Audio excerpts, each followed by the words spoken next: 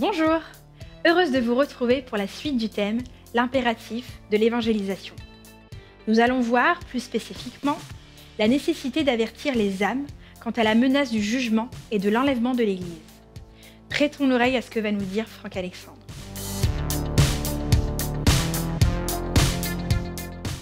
Poursuivons notre étude sur l'impératif de l'évangélisation.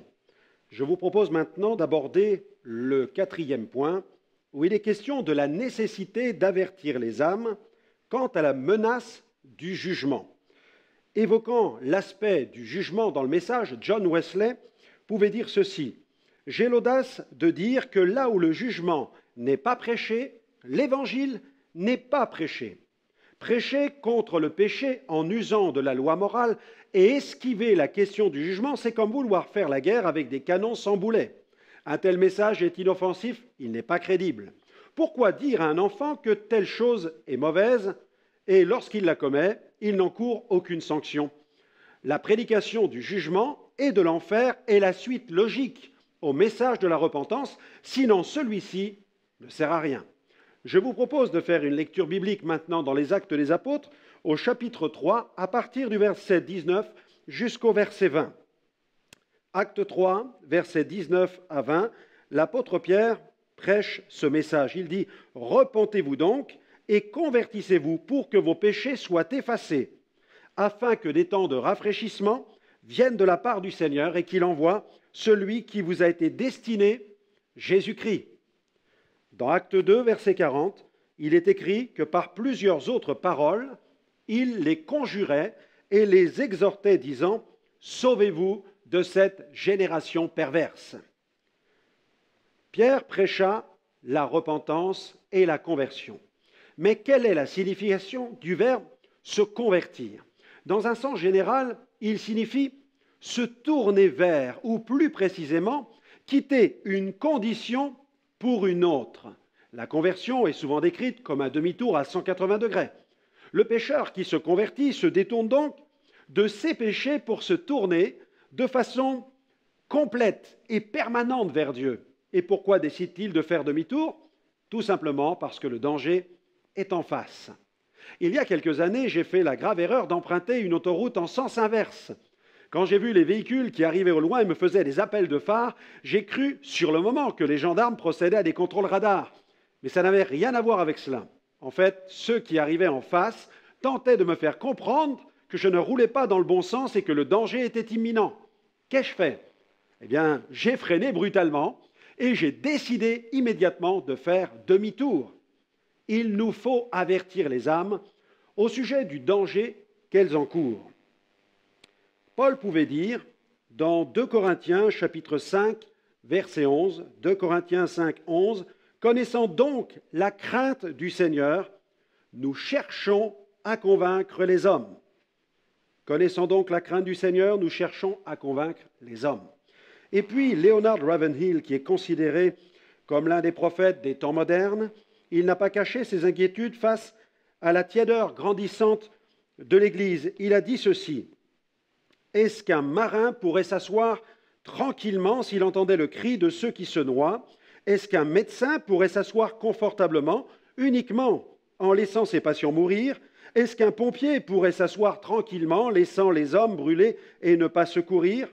Pouvez-vous vous asseoir à l'aise dans l'Église alors que le monde autour de vous est condamné? » Consciente de la réalité des peines éternelles, l'Église se doit d'avertir le monde, telle la sentinelle décrite dans le chapitre 33 d'Ézéchiel, au verset 8 à 9. Ézéchiel déclare ceci: « Quand je dis aux méchants, méchant, tu mourras. Si tu ne parles pas pour détourner le méchant de sa voie, ce méchant mourra dans son iniquité, et je te redemanderai son sang. » Voilà ce que Dieu déclare: « Je te redemanderai son sang. Mais si tu avertis le méchant pour le détourner de sa voie, et qu'il ne s'en détourne pas, il mourra dans son iniquité, et toi, tu sauveras ton âme. » L'apôtre Paul n'hésitait pas à dire à ceux qui l'avaient conduit au salut qu'il était pur de leur sang. C'est ce qu'il explique d'ailleurs aux anciens d'Éphèse. Dans l'épître aux Éphésiens, il évoque ces choses, et dans Acte 20, versets 26 à 27, « C'est pourquoi je vous déclare, aujourd'hui que je suis pur du sang de vous tous, car je vous ai annoncé tout le conseil de Dieu sans rien cacher. Charles Spurgeon avoue ceci, il dit « Pensez aux milliers d'âmes immortelles. La responsabilité de leur sang pèse sur ma fidélité à leur égard. » L'apôtre Paul avait conscience de la condition spirituelle du monde autour de lui. D'ailleurs, dans 2 Corinthiens chapitre 5, verset 14, il dit « Car l'amour de Christ nous presse, parce que nous estimons que si un seul est mort pour tous, tous donc sont morts. » Paul affirme « Tous donc sont morts ». Il était conscient de la grande tragédie humaine, de cette terrible hécatombe quotidienne. Sommes-nous conscients de cette terrible réalité? Dans les prochaines 24 heures, 30 000 enfants mourront de faim. 170 000 personnes approximativement prendront leur envol pour l'éternité. Mais quelle sera leur destination finale? Le paradis ou des lieux de tourment? Nous n'en savons rien. Pouvez-vous imaginer quelques instants ce que signifie la disparition de 170 000 personnes? Quand nous apprenons par le biais du journal télévisé qu'un Boeing 747 vient de s'écraser avec ses 400 passagers à bord, nous sommes tous saisis par une vive émotion. Nous pensons non seulement à tous ces pauvres gens qui ont péri dans le crash, mais aussi à la souffrance des familles. Et réalisons-nous aussi que 170 000 personnes qui disparaissent équivaut au crash de 425 Boeing 747. Pouvez-vous imaginer cette fois-ci le crash de 425 Boeing 747? À l'instar d'Aaron qui sortit le brasier fumant du temple et courut pour se précipiter entre les morts et les vivants, nous devons prendre le brasier de la prédication de l'Évangile, proclamer le message du sacrifice de Jésus et nous positionner entre les morts et les vivants. Les vivants, c'est l'Église. Le messager de la bonne nouvelle se tient debout au carrefour de deux destinations éternelles, le ciel et l'enfer. Il supplie les pécheurs d'être réconciliés avec Dieu et de ne pas aller en enfer, mais d'aller au ciel. Seul le parfum de la prédication de Jésus peut mettre un terme à la plaie. Répandons le parfum de la bonne nouvelle, de la bonne odeur de Christ. L'encensoir du vrai messager doit contenir les braises encore fumantes et odoriférantes du message du salut. Si cette odeur répugne certains, c'est-à-dire ceux qui refusent de se repentir, elle satisfait cependant pleinement ceux qui acceptent Christ dans leur vie. Dans sa deuxième lettre aux chrétiens de Corinthe, dans 2 Corinthiens, chapitre 2, versets 15 à 17, Paul a écrit « Nous sommes en effet pour Dieu la bonne odeur de Christ parmi ceux qui sont sauvés et parmi ceux qui périssent, aux uns une odeur de mort, donnant la mort, aux autres une odeur de vie, donnant la vie. » Et qui est suffisant pour ces choses, car nous ne falsifions point la parole de Dieu comme font plusieurs, mais c'est avec sincérité, mais c'est de la part de Dieu que nous parlons en Christ devant Dieu. Et dans 2 Corinthiens chapitre 5, verset 20, il dit « Nous faisons donc les fonctions d'ambassadeurs pour Christ, comme si Dieu exhortait par nous, nous vous en supplions, au nom de Christ, soyez réconciliés avec Dieu. » Le 8 octobre 1871, l'évangéliste Moody prêchait l'évangile dans la ville de Chicago. Et ce soir-là, son sujet a traité de la question posée par Pilate à la foule. « Que ferai-je de ce Jésus qu'on appelle Christ ?» À la fin de son message, Moody invita les auditeurs à réfléchir à cette question jusqu'au dimanche suivant, jour où il leur demanderait alors de prendre une décision. Or, dans le courant de la semaine, un incendie terrible s'est déclaré dans la ville, causant la mort de 250 personnes. 100 000 autres demeurèrent sans abri. Plus tard, interrogé au sujet de ce dramatique événement, l'évangéliste déclara que désormais il préférerait plutôt se couper la main droite que de donner à ses auditeurs une semaine de plus de réflexion. Car il y a malheureusement plus terrible que l'incendie d'une ville. Il y a les flammes de la perdition, les flammes de l'enfer.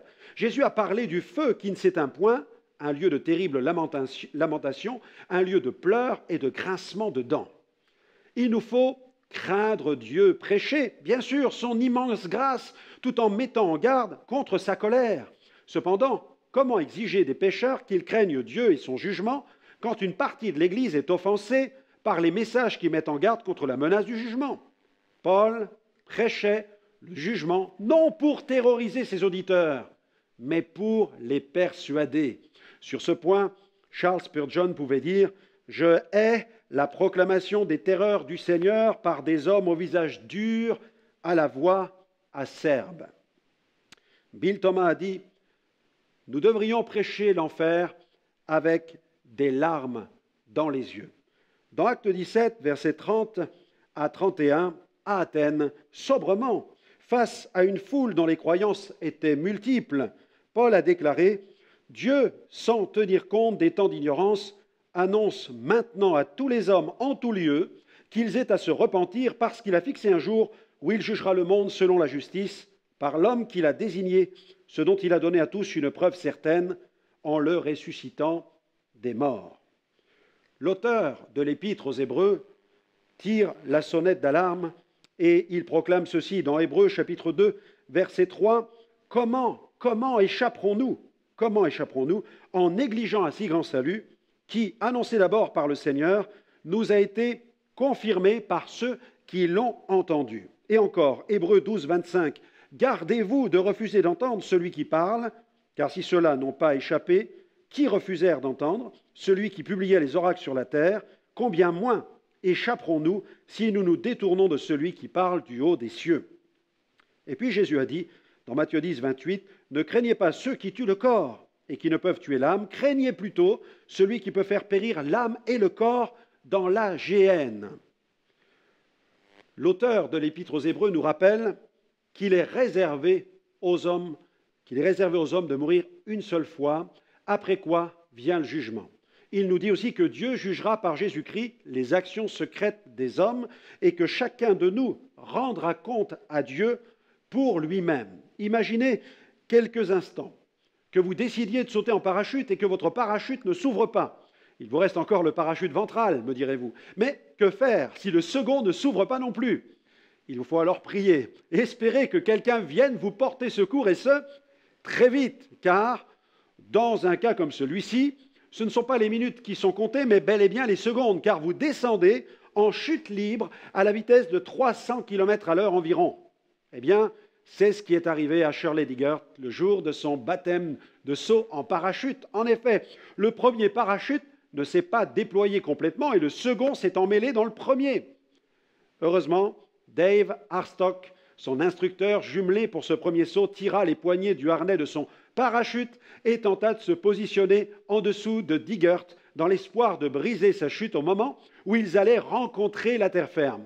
Heureusement, son plan a fonctionné. Diggert s'en sortit avec seulement une cheville cassée et Harstock avec une grosse frayeur. Une extraordinaire sensation en guise de cadeau d'anniversaire pour Shirley qui fêtait ce jour-là ses 54 ans. Le salut en Jésus-Christ est notre seul parachute anti-jugement.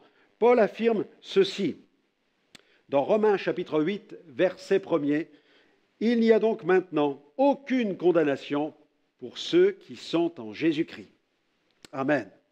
Poursuivons le point numéro 5, il nous faut continuer d'avertir.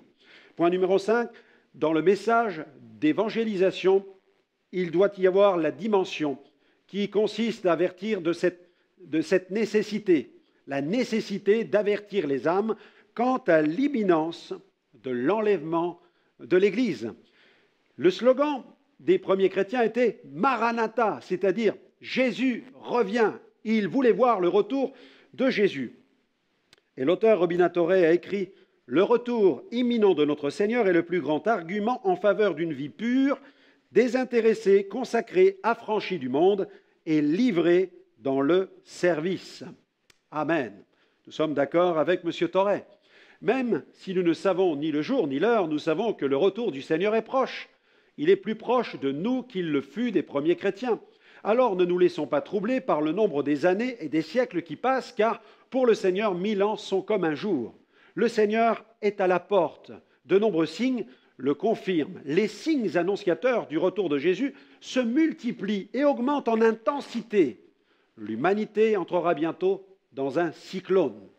Voici quelques-uns de ces signes. Malheureusement, la liste n'est pas exhaustive. Le climat psychologique mondial. Angoisse en effet, peur, crainte, terreur. Décadence morale, c'est un autre signe.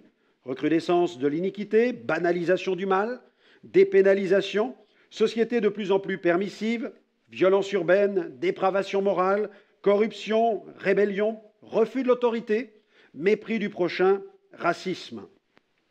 Et puis il y a la confusion spirituelle qui s'installe avec le rejet des valeurs morales de la Bible, apostasie, secte pernicieuse, occultisme, apparition de gourous, de faux messies et de faux prophètes, persécution grandissante, croissance de l'athéisme, du rationalisme et du scepticisme. D'autres signes, l'Évangile tourné en dérision, mais aussi les catastrophes, épidémies, famines, tremblements de terre, les guerres, les conflits ethniques se multiplient, le danger des expériences scientifiques liées à la recherche constitue aussi une menace, les armes chimiques prolifèrent, les programmes pour la paix et les processus de paix sont voués à l'échec. Et puis il y a la mise en place progressive d'un nouvel ordre mondial pour la venue de l'Antéchrist, des phénomènes climatiques désastreux se produisent, Israël devient aussi une nation pesante sur la scène politique internationale, l'instabilité mondiale laisse planer le spectre d'une ultime guerre, une guerre mondiale qui prendra place dans la vallée d'Armageddon, près de Jérusalem. Mais notons ce signe ultime qui nous intéresse tous, la bonne nouvelle est prêchée à toutes les nations. Ces signes annonciateurs sont comme les rafales de vent qui annoncent la venue d'une terrible tempête. Après l'enlèvement de l'Église, le monde passera dans un cyclone. Le Seigneur déversera les coupes de sa colère sur le monde. Cette période sera marquée par un temps de jugement parce que l'humanité aura refusé de se tourner vers Jésus. Cette sombre période sera celle de la grande tribulation. Le retour de Jésus s'effectuera en 2 temps. La phase de l'enlèvement, un départ avec les saints dans les airs, subitement. Et puis il y aura la phase de l'avènement, un retour avec les saints sur la terre avec gloire. Nous parlons très souvent de la grâce et de l'amour de Dieu à ceux qui nous entourent. Mais n'oublions pas de les avertir aussi du jugement à venir pour tous ceux qui ne croient pas. Cela est peut-être plus difficile, mais osons le faire pour le salut d'un plus grand nombre. À très bientôt.